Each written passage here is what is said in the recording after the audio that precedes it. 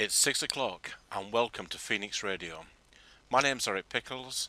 I'm Member of Parliament for Brentwood and Ongar, and for the next 2 hours, along with Brandon Lewis, the leader of Brentwood Council, we'll be presenting some music and some guests. On this evening's programme we have Roy Dyer, fresh from his success with the Strawberry Fair, last year's Mayor Jean McGinley, John Tuppin, a local doctor, talking about the community hospital, and the redoubtable Cllr Bellwood. We've arrived at this time of the year when people are finishing their examinations and looking towards to going to university, and this is about wide open spaces, about leaving home. So we're going to a country music competition here, we are, yes. Well, we are in Yeehaw, because I do know that I am aware that the Hutton Mount Country and Western Association are listening in, and I think it's pretty much on their top. Because they wanted to get a dog. Sure. They weren't sure what they wanted. If it was the best place to go to look at dogs, talk to experts, and choose a dog. It was a great way for children to get used to being around animals like that. It's, again, very relaxed. I think children are important with the dog. In actual fact, last night I had a child, because we get lots of referrals from doctors in hospitals with children who have phobias, and they come to our training centre, and we run them through a desensitising programme. The child who came yesterday was so afraid of dogs, he's almost refusing to go to school. He won't go out in the park, to the point where his father is now blacking out car windows. It's such a bad phobia. And he came to us last night and he spent 4 hours with us, and we did all sorts of things we go through. We're the only dog training centre in the country, possibly in the world as far as we know, that helps children with major phobias about dogs. And it's important because children are the future dog owners, and if we can educate them now, there should be less doggy problems, hopefully. So it's really a very, very important class. And what's happened to the chain? I fell over basically, turning the lights on in Shenfield at Christmas time, and I stepped out of the mayoral car, and I was fully robed. I think it's the first time that the mayor's turned the lights on. It's always good for the mayor to be fully robed. We like you dressed. We like you dressed, yes, absolutely. So Bob McClintock and Paul, my driver, was walking maybe a pace in front of me. Mr. McClintock being the chief executive. Oh, that's right. That's Bob McClintock, yeah. And I don't know. I really don't know what happened, but I tripped somehow and flew through the middle of the two of them. And we're sure Bob didn't trip you up. Well, he was in front of me at the time, but whether he had paid somebody to be behind me and push me. But you're actually quite badly hurt, weren't you? Yeah, I did do quite a bit of damage to my face. I lay on the floor thinking, if I have no teeth, I am never getting up again. Yeah.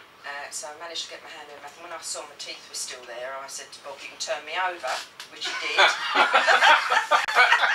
Well, that's most convivial of you. So you were robed then. Let me just backtrack. So you were robed. I was fully robed. And he was able to just spin you over. And he turned me over. Now, usually on these kind of things, you'd obviously be very concerned, wouldn't he, about your safety and everything? Oh, he was at first, until the blood started to run out of my nose, and he was more concerned about getting blood everywhere, all over him and all over the robes, than he was about my nose. And he wiped it off with the back of his hand. Did you really?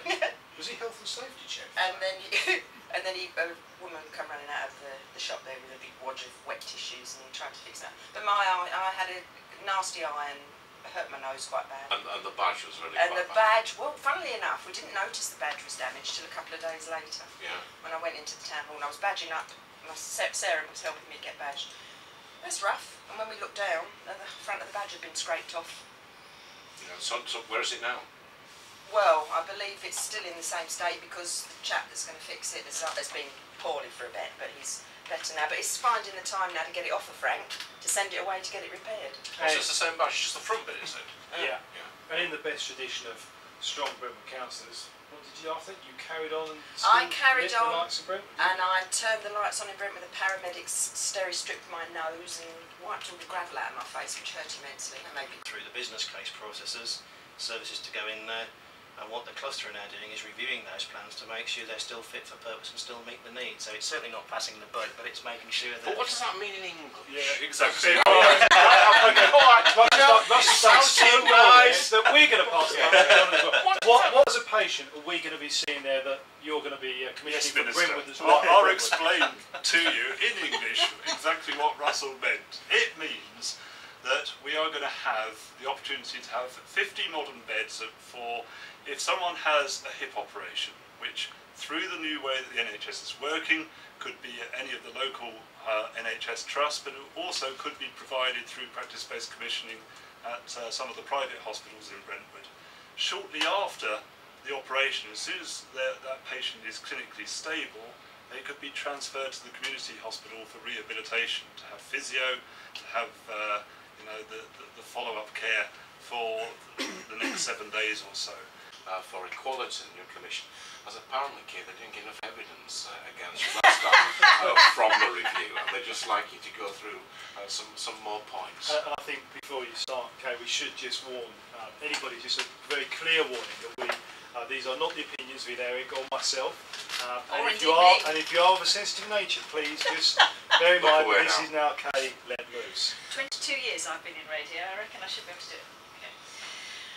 Sorry. Yes. I was just commenting. Clearly hit a nerve. I know. Yes. So what's in the Gazette? Well, disappointingly, no naked men as there were last time we did this programme, but some semi-naked women. But probably better not go there. That's a bit unfortunate, really. The show returns in July